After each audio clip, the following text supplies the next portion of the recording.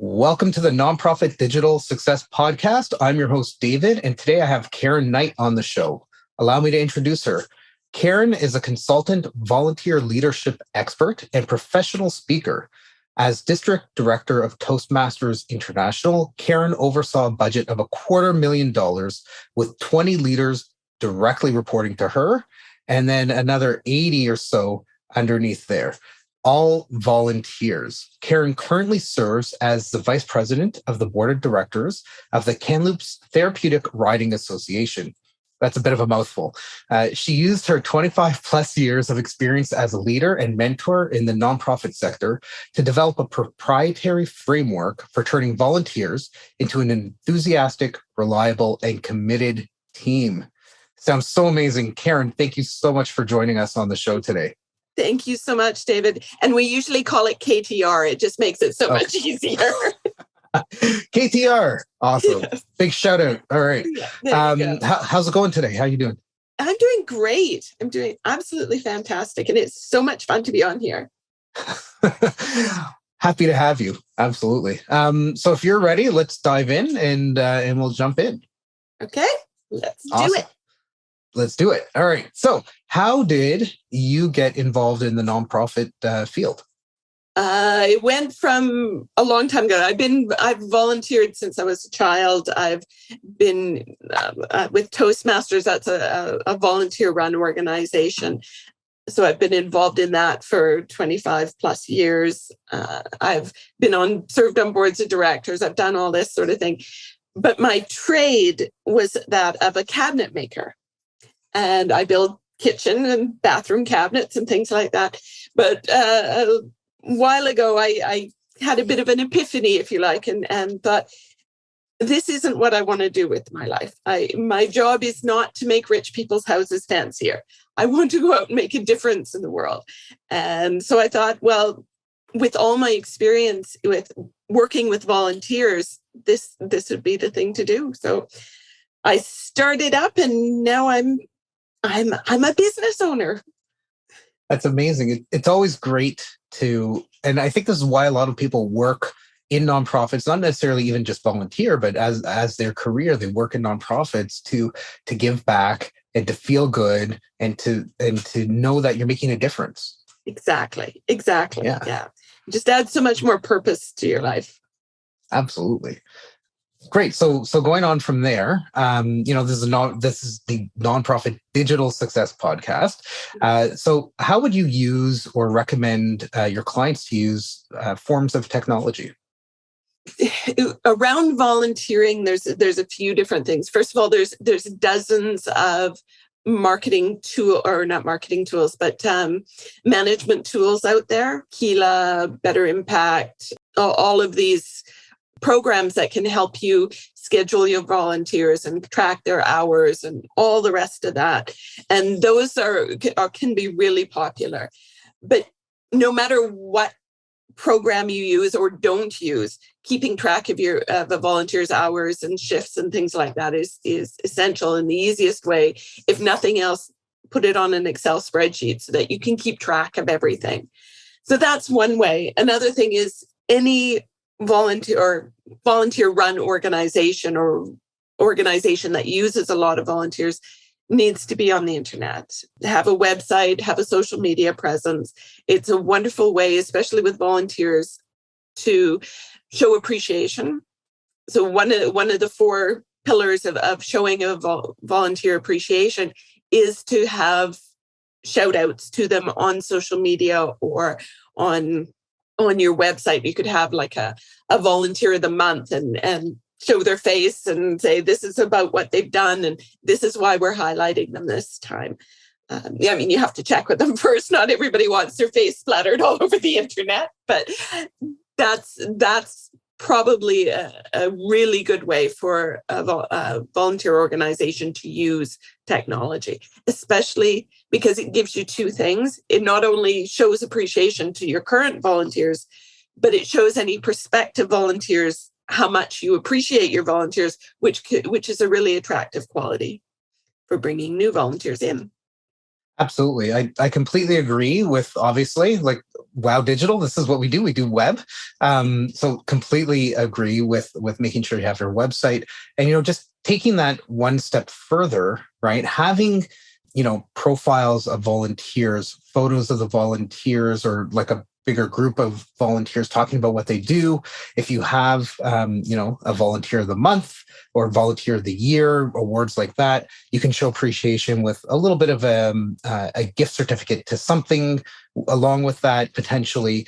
But putting it up on your website will get that person, obviously if they're okay with it, they'll probably share it with their networks, right? Exactly. And get you as your organization a little bit more brand recognition and a little bit more sharing and things like that, which would potentially lead to more volunteers. And with the ultimate goal, some additional donations in that as well. Right. The final thing that every organization wants is to move their mission forward. And if that means more volunteers, more awareness in the community, more, like you said, donations, that sort of thing is huge. For the most part, I found that volunteers are working with an organization that there's some kind of connection to, right? Whether it's if it was for like Parkinson's research or, there's some kind of personal connection that they have. They're not just there for the hell of it. And getting them to be your brand ambassador and help get your mission out there and help move you forward is really key to exactly what you were just talking about. Right, exactly. Your volunteers are your best ambassadors because they're in it for a reason. They're not there for the paycheck. They're not there for any other reason. It's because they really believe in what you're doing. Anybody who's passionate can share that passion with other people. It's contagious. So the happier you keep your volunteers, the better your entire organization will be. 100%. And you mentioned this a little bit, maybe a minute or two ago, is about social media. So how can an organization leverage social media to attract volunteers? The way we were talking about just now is the best way is talk about your volunteers and have your volunteers talk about you. Tag things, make sure that they have links to all your social media pages and that they go on and like posts and things like that, just to keep their entire network aware of your organization and what you're doing. And just if you post regularly on whatever media site that your people are listening to or watching, it just keeps you top of mind. And then every time somebody has some extra time or some extra cash, you're top of mind, you're there. And you're going to be one of the people that they think of or one of the organizations they think of, whether they want to volunteer or donate. Yeah. And especially over the last, 2 years with COVID, if somebody's listening to this in like 3 years from now, hopefully COVID's not around anymore. And they're like, oh yeah, I forgot about that. Hopefully. That would be nice. But over the last 2 years, a lot of stuff has been shifting to virtual. People are working remote. Have you seen, and do you have any insight as to how nonprofits or charities can leverage like a virtual volunteer? Oh, absolutely. I could go on for hours. I won't, but it's huge. I am a huge fan of bringing in virtual volunteers because there's so many benefits to it. There's just the fact that now you have opened up the world to volunteering in your organization.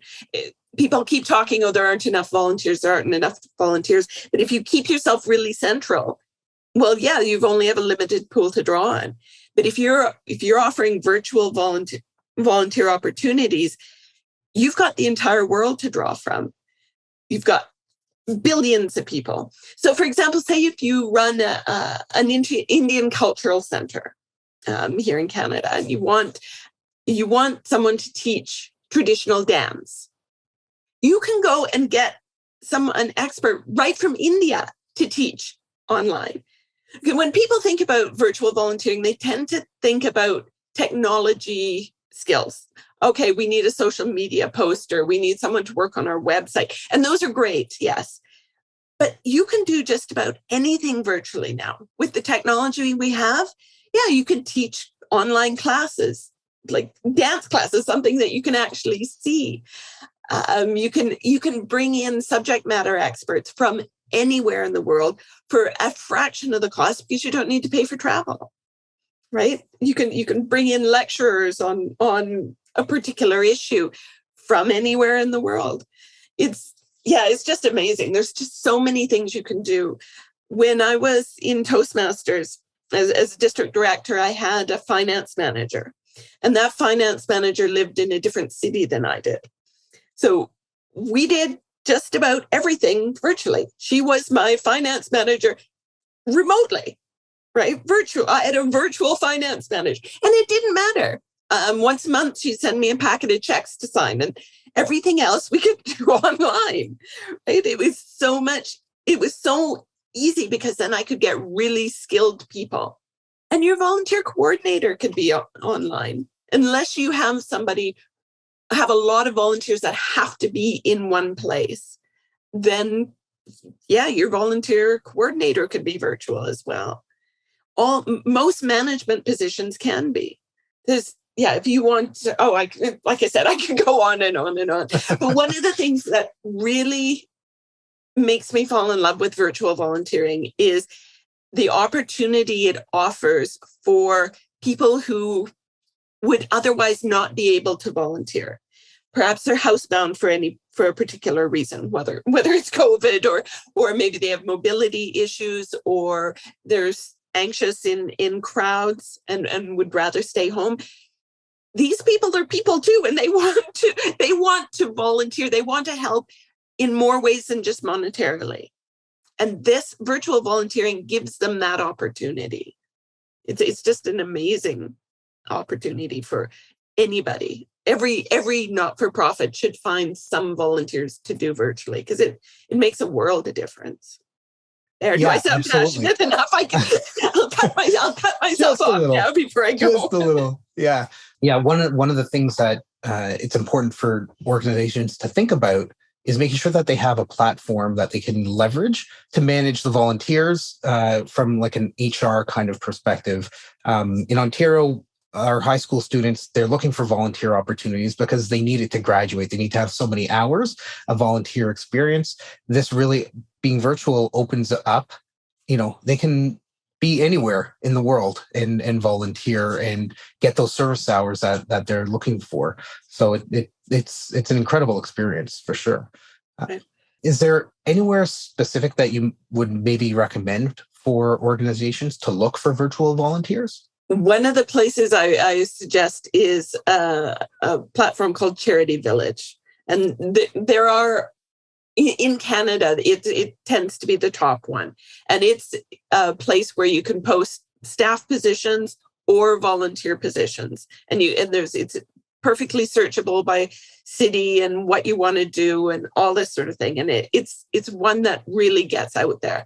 And then just post about it on social media and ask your friends to spread it, or your other volunteers to spread it, because very few of us anymore have all our friends in one place, like in one city. I mean, I because of the stuff that I've done, I have close friends all over the world. So yeah, I can spread it to my friends. They can say, oh, wow, that's a really good opportunity. Here I am sitting in Saudi Arabia. I can help somebody in Canada. So and it doesn't matter. It makes no difference, right? You can move across the city, volunteer for the same organization. You can move provinces or states or countries and still provide those volunteer efforts that you'd like. It's one thing if you were, working at a hospital and you were helping people with like a feeding program or that type of thing. Obviously, you can't do that remotely. Right. We don't have good enough robots to deal with that just yet. It's definitely important, and especially now with people being at home for the better part of 2 years, being able to have those kind of social connections, I think that's a volunteer opportunity in and of itself, just to connect with people who are part of an organization, just a social check-in, like once every few days. Hey, how's it going? And just talk about life even. It can do wonders for an organization's perception in the community. Exactly. And I'm seeing a lot of that happen now. A lot of my clients are reaching out more, not only to their clients, but also to their volunteers, because their volunteers are stuck at home.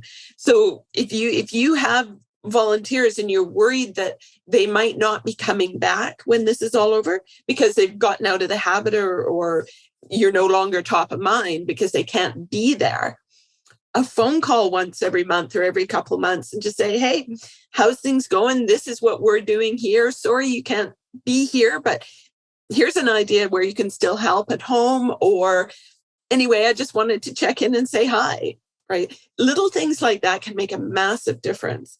And like I said, with everybody at home, including volunteers, a phone check-in on seniors or people who are in other ways at risk. Yeah, it's brilliant. And I'm seeing a lot of organizations doing that now. Are you seeing any trends in volunteering that you think our listeners should be aware of?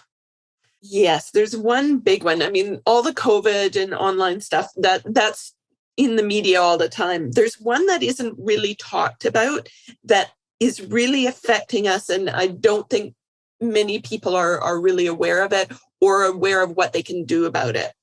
Now, there's two kinds of volunteers. There is people who go and volunteer for an organization, people who work for the Red Cross or the Kamloops Therapeutic Riding. But there is another group, and this group is growing, that are volunteering without being associated with an organization or an agency. These are people who just say, they're sitting here and thinking, I should phone the neighbors or the seniors in my neighborhood while COVID's on, just to do it. So they just take it on themselves to start volunteering. So it's formal versus informal volunteering. Now, any volunteering is wonderful. You are making a difference in the world, and we worship you for that. But a lot of times, so for example, I saw someone posting on social media the other day about the importance of getting your cat spayed or neutered.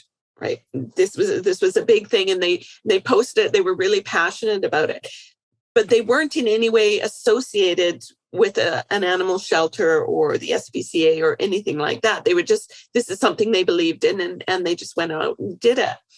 And that's great, unless you are, say, somebody who is trying to run an SPCA spay and neuter clinic, and you can't get enough volunteers to run it, right? So you need to be able to find those people who are passionate about your cause but aren't volunteering.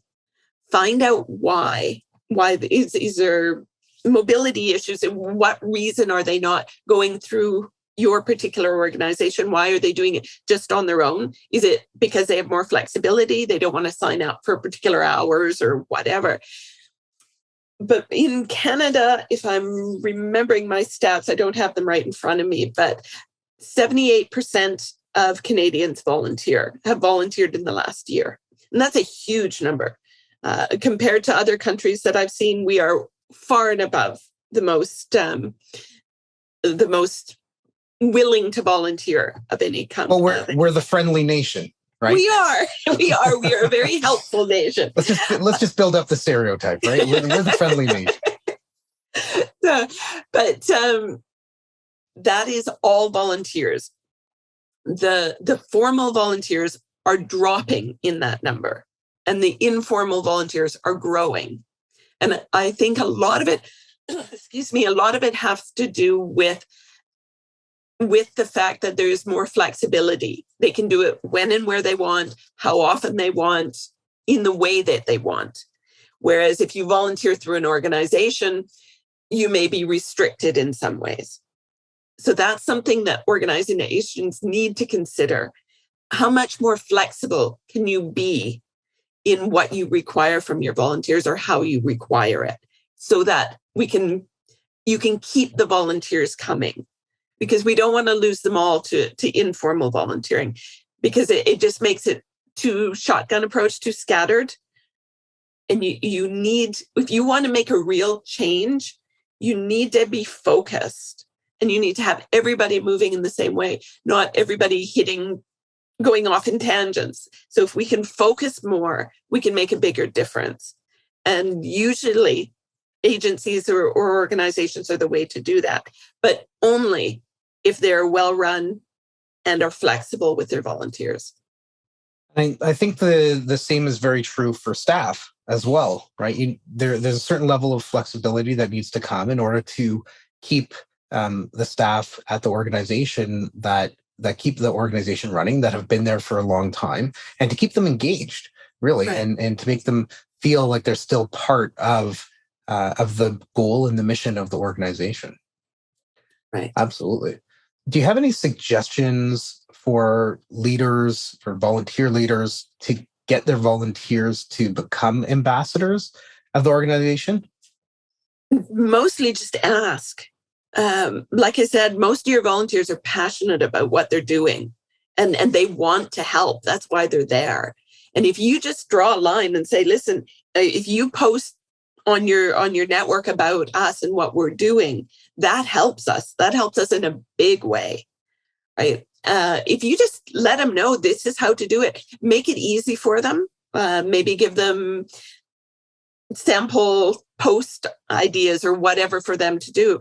Give them something to write. Not everybody's great at writing, but I say, well, or can't come up with ideas or whatever. Just give them a list of ideas. Post about X, Y, and Z this or Z this week. And then they, oh yeah, I can talk about that. And then off they go. So make it easy for them and just ask them. A lot of people don't realize they can do this. Give them permission, say, hey, spread the word. And then they'll think, oh yeah, I can do that. Because they love you. That's why they're there. Yeah, and I say this not all the time, but fairly frequently. You need to get the inside on side, right? And just like you need your staff, your executives, your C-suite level, right? They have to be ambassadors of the brand and the organization, spread the message. That's why they work there, because they care. Same thing with volunteers, right? And I think it's important to let them know, as long as they're not, taking pictures of patients or anything like that, where there's like personal identifiable information or anything like that, have them take a selfie in front of your building and post it. Right. Or, if you're delivering food, right, Meals on Wheels or something like that, right, being able to show, what they're doing, how they're doing it, a day in the life of the volunteer. What is it that they're doing? How are they helping? Who are they helping? That type of thing. Exactly. And people like to see more than just a headshot. They want to see that what exactly you're doing. And so, yeah, you're carrying a bag of groceries up the stairs and either someone's waiting there or no, if they are okay with having their picture in the paper or whatever. You can tell how old I am. Picture in the paper, picture on the social media. I didn't say it. I didn't say it. Yeah, that's exactly it, right? But coming off in an authentic way, right? You don't want it to be like, oh yeah, have the feeling, the organization hired a photographer and staged things, right? It really needs to be real and authentic, and the person who they are and their personality. And then, like, as an organization, I think it's also important to interact with those pieces. So a volunteer takes a picture, right? Have somebody in the organization. It could even be a volunteer. It could be the same volunteer. Nobody needs to know, like our little secret, right? They go in and they follow back, or they comment on as the organization, and try to create a little bit of dialogue around there to create a little bit more, what I would call, momentum behind the post, to get a little bit more coverage. Exactly. Have them go in and do that. Another thing organizations can do is study what makes things go viral and see how you can do that. There's a wonderful book I've just been introduced to that called Contagious, or Yeah, Contagious. I can't remember who wrote it, but it was there's a plug to them, whatever it is, even though I can't remember their name. But it talks about why things go viral. And if you just put a little bit of thought into what you do, make sure it has emotion in it, make sure there's it shows meaning for it. People take that and they'll share it, and it can spread like wildfire. And then just make sure it's carefully tied to your organization. Yeah, it should be obviously on point, like as your organization, right? It needs to be on brand and on message and all of that. But one of the key things that I see with this is that it humanizes the organization, right? It's not just a building. It's not just, okay, we help animal shelters or whatever it is that the nonprofit's doing, but it brings like a face to it, right? And really tries to connect on an emotional level, right? Yes. When it you connect with people, it's not an organization, it's people. Exactly. When you connect with people on an emotional level, that's when you're going to really connect with them and get them to understand what you do, why you do it, who you do it for, and then evoke those feelings and try to get them to be a part of it as well. Exactly. 100%. Awesome. This has been so great. Thank you so much for being on the show. I've picked up some great tidbits from you in this that I'll take back to the clients that we meet with, and I hope the people listening have learned some stuff as well that they can help create some vibrant conversations around their organization and leverage their volunteers, not in a manipulative way. Yeah, exactly. Like, let's not use them to manipulate, but let's use them to help become authentic pieces of the organization. Right. Absolutely. If anybody wants to get in touch with you, what do they need to do? I can be reached most easily on my website, which is karenknight.ca, and CA because I'm Canadian. And Karen Knight as in KNIGHT, like shining armor. Yeah, awesome. So we're going to have links to your website. We'll put a link in there as well for the book. So we'll get that on there as well. And for anybody listening, just head over to wowdigital.com/podcast.